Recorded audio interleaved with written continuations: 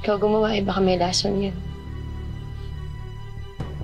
Tikman mo para malaman natin kung bumulagta ka o di may lason.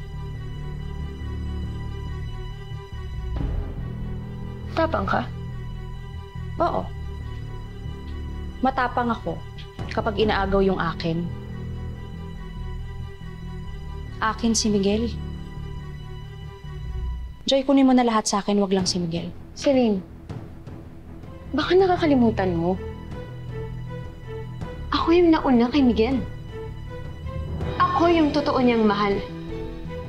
Kaya lang siya nadikit sa'yo